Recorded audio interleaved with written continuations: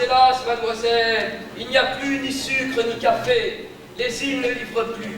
Mais c'est Laura! Nous voulons du sucre, du sucre, du sucre.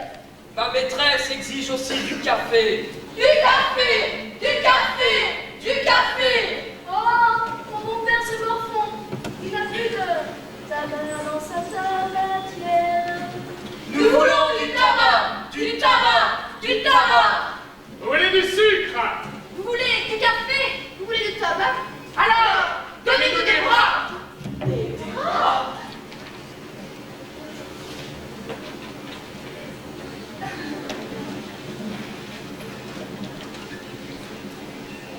Mais n'avez-vous point dans vos îles des Indiens? Des bras? Mais n'avez-vous point dans vos îles les bras robustes des paysans satongais, des paysans indiens qui ont émigré? Les Indiens belliqueux et nomades se sont épuisés au soleil brûlant. Alors, et vos paysans satongais? Et vos paysans vendéens ont eu des exigences. Être nourris, logés, ne leur suffisait pas. Ils ont voulu leur part du bénéfice. Et il faut dire, surtout, Oui, surtout il faut dire. qu'avec ces bras-là, les résultats ont été décevants. Médiocre rendement. Grosse mortalité dans leur rang. Comme les Indiens, les paysans émigrés sont épuisés au soleil brûlant. Ils n'ont pas résisté au climat, la chaleur, l'humidité. Qui donne la maladie. Provoque des épidémies. Les rescapés aujourd'hui les revendent crapuleux sans nous porte. Oh, oh, oh. Alors, gens du continent, vous, gens de France, gardez vos paysans. Mais pour que les îles, qui sont les sites idoines, pour que la culture de la canne vous livre leurs richesses, Gens du continent, envoyez-nous des nègres. allez sur les côtes d'Afrique. Là, il y a des nègres à négocier. Par centaines et par milliers. seul le nègre supporte le climat.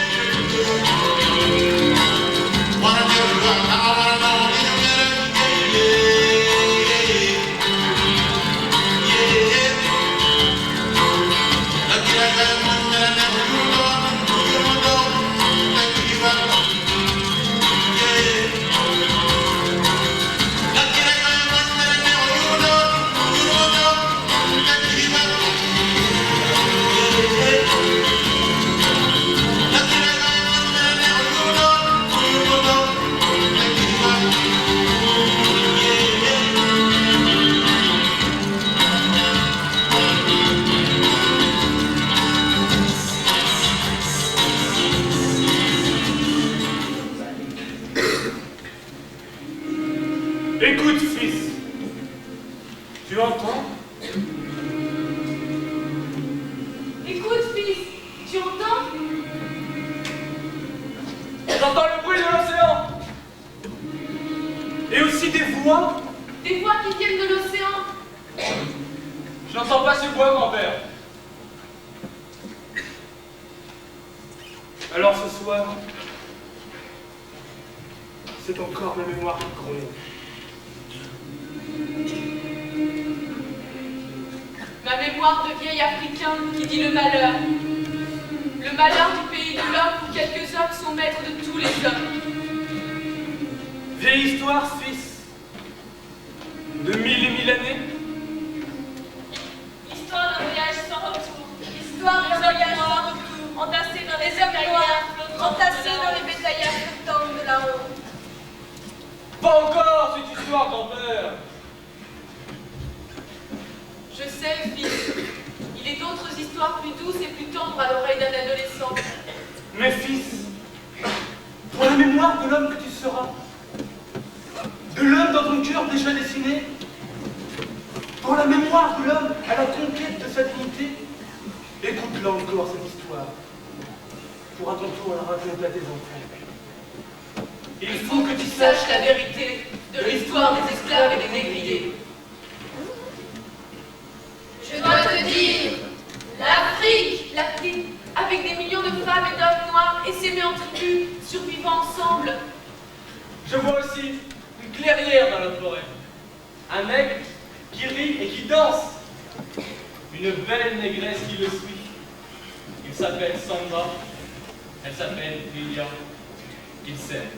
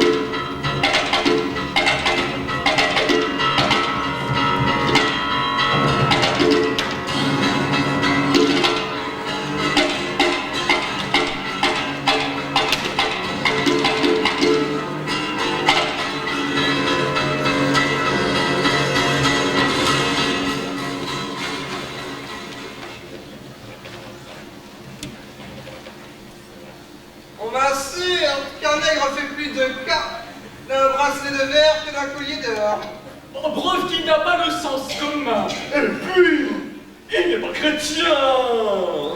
Ne peut-il pas le devenir? Cela me paraît impossible. Pourquoi donc, monsieur? Voyons, parce qu'un Dieu est un être sage. Certainement, monsieur. Alors, comment, dans son immense sagesse, aurait-il pu concevoir de mettre une âme, surtout une âme bonne, dans un cordeau noir? Lumineuse argutie, monsieur. C'est un crime d'acheter des nègres. Mais citoyen Condorcet, ces nègres sont des prisonniers de guerre, voleurs ou criminels. En les achetant, nous les sauvons de la mort. C'est exact. Il n'y a rien à répondre à cela. On n'en commet pas moins un crime. En les achetant, si c'est pour les résoudre ou les réduire en esclavage. Vos actions sont cet individu civique et sans morale qui, après avoir volé des citoyens poursuivis par des assassins, les esclaves. Excès de langue, citoyen. Non, en vérité, vous avez convaincu les rois de la Noire à ne plus tuer leurs esclaves pour vous les céder, afin d'exploiter sans frais leur travail et leur vie.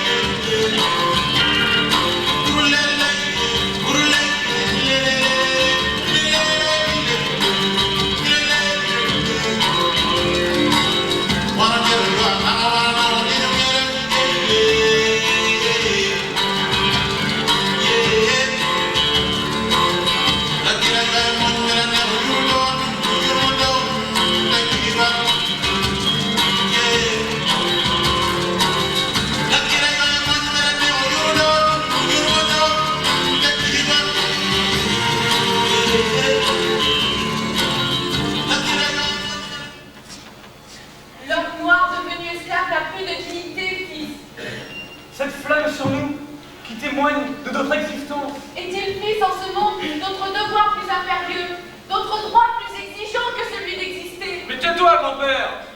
Je sais, fils. Un nègre qui veut exister, ça fait toujours des histoires.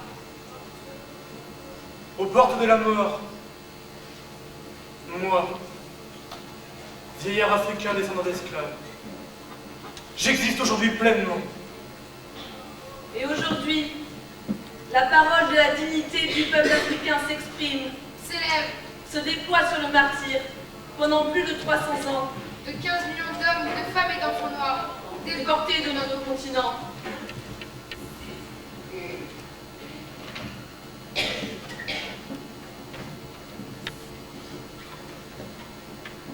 Regarde cet homme, fils. Imagine ce qu'il était. Un valet de la traite des nègres au service d'un armateur de Nantes ou de Bordeaux. Ami d'un archevêque? Ami d'un général. Ami d'un banquier? Bon époux. Bon père de famille? Bon chrétien qui fait la charité pour l'amour de Dieu. Fidèle à une église qui, en vertu du pouvoir de son divin fondateur, condamne partout le mal. Et grossit les fortunes des rois nègres. Allons, vous en faites du bruit pour rien. Moi aussi, j'étais votre esclave. Esclave des nègres des îles Bisago. Il y a 10 ans, j'avais un navire à moi, le Courageux. Tout mon patrimoine, le produit d'un travail de plus de 20 ans, je l'avais investi dans son armement. C'était mérité de faire dépendre la fortune d'un seul événement. C'est exact, mais une série de succès inspire une confiance présomptueuse. Et la cupidité satisfaite cherche de nouveaux aliments. Sur le bâtiment, il y avait mon frère et 28 hommes d'équipage. Nous eûmes 15 jours de navigation heureuse, puis 15 jours de coups de vent. Et un brouillard épais qui nous fit dériver jusqu'une des îles Bisago. Sur cette île que nous espérions déserte, 300 nègres nous assaillent. Des gens féroces, armés de piques, de fusils, des brigands, des criminels. Un instinct brutal leur tient lieu de raison et de loi. L'unique voie des plans, c'est le profit. Monter du profit chez les marchands de Nantes, monter du profit chez les marchands de Bordeaux. Nantes et Bordeaux s'engraissent, s'épanouissent. S'offrant au pouvoir grandissant des marchands. Pardon, nous sommes des négociants. Les marchands, les bourgeois prospères, nos époux et nos pères, les jamais de l'Église. Les gens qui ont participé avec le planteur de l'État de l'océan, le planteur des îles et du nouveau continent. Messieurs les amateurs de Nantes et de Bordeaux, sans vouloir pousser le tableau noir, il y a aussi une pénurie de neige et la crainte moindre de devoir aller nous installer aux Antilles anglaises, où l'on nous fournira abondante main-d'œuvre. Car enfin, 1000 nègres par an, transportés sous pavillon français, ce n'est pas encore assez. Il faut aller jusqu'à 3000. Ces nègres, messieurs les amateurs, vous irez les chercher à l'intérieur des terres d'Afrique.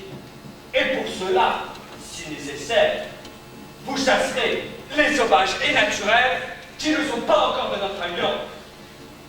Car pour nous, colons, nous avons non seulement besoin de nègres sur nos plantations, mais aussi dans nos moulins à canne, nos raffineries, nos sucreries. Et pour toutes nos entreprises industrielles, nous avons aussi besoin d'argent. Pour nous, colons, qui ne voulons pas crever, une seule solution, cargaison de nègres et plein d'argent dans le même temps. Mes amis, nous allons intensifier le commerce de la traite. Mais ne consentons pas aux colons des avances substantielles qui seraient à faire. J'ai bien meilleure idée à vous proposer. Nous allons nous faire nous-mêmes planteurs, directement ou par personnes interposées. Ainsi, du départ de Nantes au retour à Bordeaux, nous contrôlerons en circuit fermé le déroulement des opérations commerciales. Capitaine, je vous confie la conduite de mon bateau. 6 jours à l'aube, vous sortirez du port. Inventaire de la cargaison du Jupiter. Marchandises destinées à la traite. Nous avons des serges et du drap rouge à double prix. Des toiles de coton des Indes de toutes les couleurs. Des taffetas rouges ou écarlates. Des eaux de Saint-Onge, des alcools et des vins. Et aussi des armes blanches. Et là. Des couteaux à gaine. De pipe et cueillettes de thym ou de terre pour manger les petits ménages des nègres. Et aussi les miroirs, verroteries de toutes couleurs. Il y a du claquant et du bruit de l'heure notre caractérie. Capitaine, vous avez tout ce qu'il faut pour satisfaire les convoitises de notre clientèle primitive de roitelets africains. Et voici le cahier des estimations. Et pour les officiers, messieurs. Pour les officiers, cap soigné. Vivre frais pour le voyage. Poules, dinde, canard, mouton, pigeon, épices et aromates. Et pour nous, Pour les officiers, cap soigné. Vin de Bordeaux, du Rhin, de Cahors, bouteille de Malaga. Et pour nous, Pour vous, point faire faillot.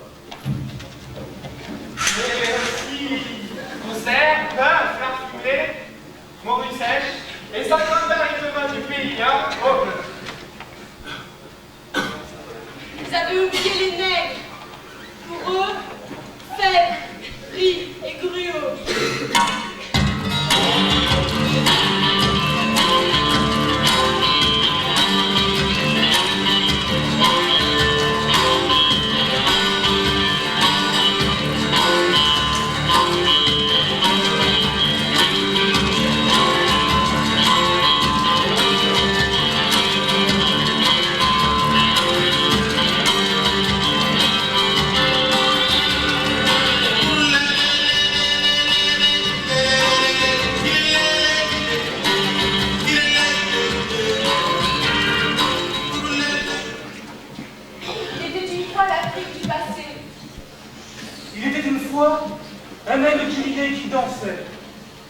Il s'appelait Samba.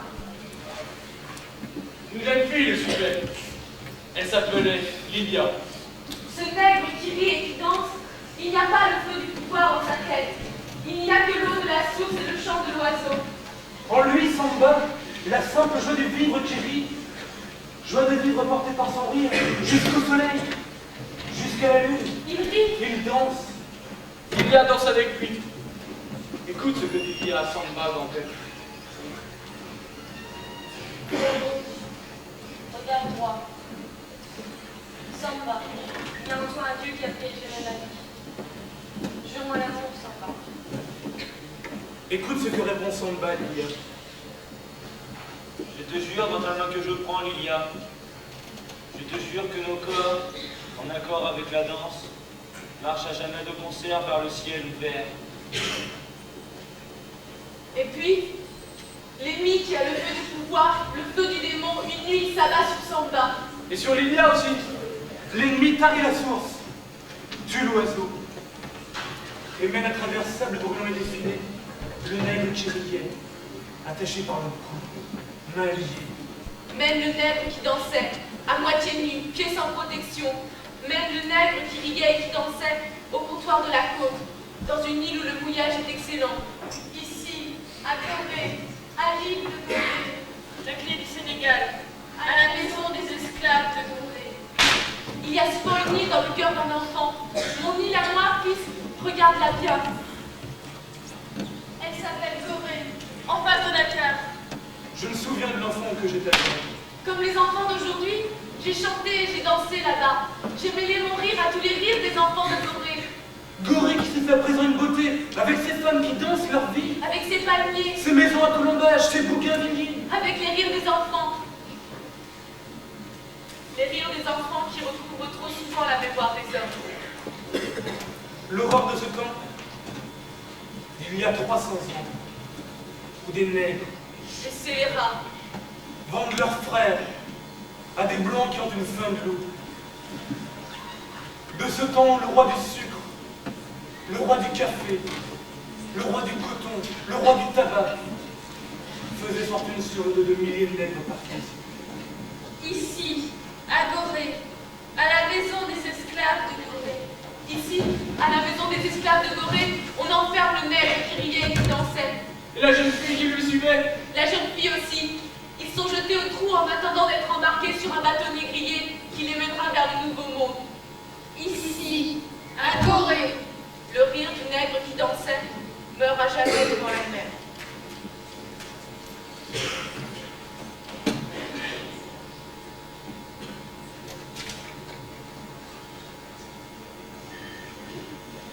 Dans les yeux d'un enfant, il y a une île. Souvent un bateau blanc sur l'océan. Un rêve de voyage. Dans les yeux du nègre qui riait, il n'y a que la peur, la vision des murs et des fers, Faire de son enchaînement. murs de son enfermement. Et sur le bateau négrier du blanc, il attend pareillement une vie enchaînée. Une vie enfermée.